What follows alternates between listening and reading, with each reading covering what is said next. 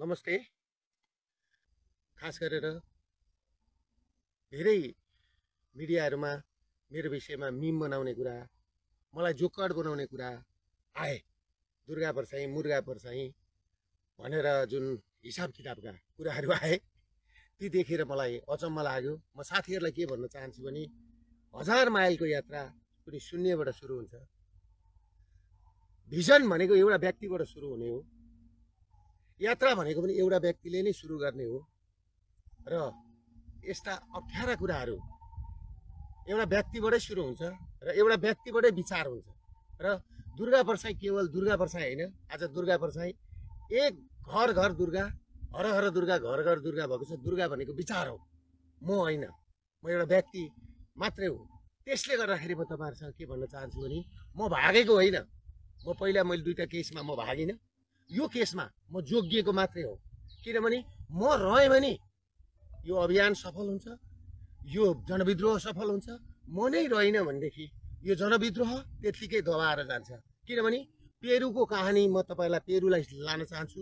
पेरुमा जब गोन्जालोलाई पक्रेर मारियो त्यस पछाडि पेरुको जनविद्रोह सकियो। त्यसले गर्दाखेरि म पेरुको गोन्जालो भन्न चाहन्न, म नेपालीहरूको एउटा लिडर भन्न चाहन्छु। नेपालीहरूलाई तपाईँको चाहिँ बचाउन चाहन्छु, नेपाल बचाउन चाहन्छु। त्यसले गर्दाखेरि म तपाईँहरूलाई एउटा कुरा के भन्छु भने म भन्दै गर्दा जुन 15 गते तपाईँको चाहिँ दुईजना, एकजना पत्रकार समथिङ रगत रजक र एकजना सबिन महर्जनको जुन मृत्यु भयो, त्यसमा म हार्दिक श्रद्धाञ्जली भन्दै उहाँहरूको परिवारलाई पढाउनलाई, उहाँहरूको बच्चाहरूको भविष्यको लागि म दुईटै परिवारलाई 5-5 लाख रुपियाँ दिने घोषणा पनि गर्दछु। म यहाँबाट निस्केर आइसकेपछि म उहाँहरूलाई 5-5 लाख रुपियाँ पैसा, किनभने जसको गोलीले पनि मान्छे मर्नु हुँदैन थियो, मान्छे मरे। हामीले नागरिक बचाउ अभियान सुरु गरेको हो, नेपाली र नेपाललाई बचाउने अभियान सुरु गरेको हो। हामीले मान्छे मराउँ भनेर सुरु गरेको होइन। त्यसले गर्दाखेरि म तपाईँहरूलाई एउटा कुरा के भन्न चाहन्छु भने त्यो सँगै उहाँहरूलाई 5-5 लाख रुपियाँ घोषणा गर्दै गर्दा सरकारले दिन्छ दिँदैन मलाई थाहा छैन, तर म चाहिँ दिन्छु। र त्यो सँगसँगै म अर्को कुरा के भन्न चाहन्छु भने म भागेको छैन। मलाई त्यो दिन तपाईँहरूले अहिले सम्पूर्ण भिडियोहरू आइसके, कस्ता कस्ता मान्छेहरूले कहाँबाट घरका छतबाट कसरी ताकेर बसेर छन्। र केही मेन स्ट्रिमका मिडिया, 12 भाइ मिडिया जो युरोपियन युनियनको पैसाबाट चलेका छन्, यिनीहरूको काम हिजोदेखि के भयो भन्दाखेरि युएसआइडी र युरोपियन युनियनको पैसा खाएर देशमा तपाईँको चाहिँ धर्म परिवर्तन गराउने, हिन्दू शब्द हटाउने, धर्मसापेक्ष मुलुकलाई धर्मनिरपेक्ष बनाउने र हिन्दूको विकल्पमा अरू धर्महरू ल्याएर हाम्रो देशलाई नाश गरियो। त्यसले गर्दाखेरि धर्म रक्षते रक्षत भन्छ। धर्मलाई हामीले रक्षा गर्यौँ भने हामीलाई पनि धर्मले रक्षा गर्छ भन्ने युक्कानका साथ म अघि बढेको छु।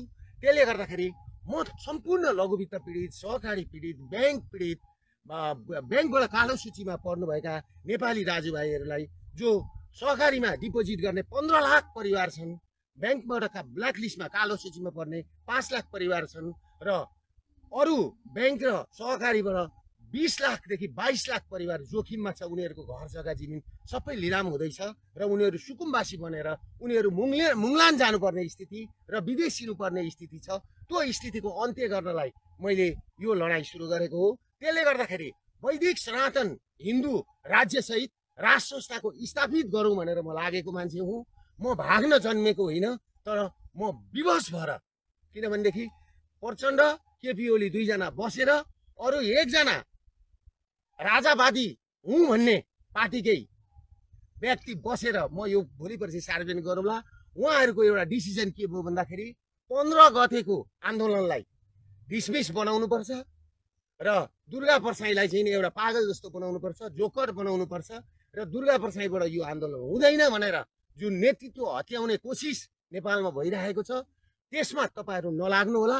सम्पूर्ण नेपालीहरूलाई के भन्छु भने अब अरू ऊर्जाका साथ, अरू उमङ्गका साथ, नयाँ भविष्यका साथ, नयाँ योजनाका साथ म आउँदैछु।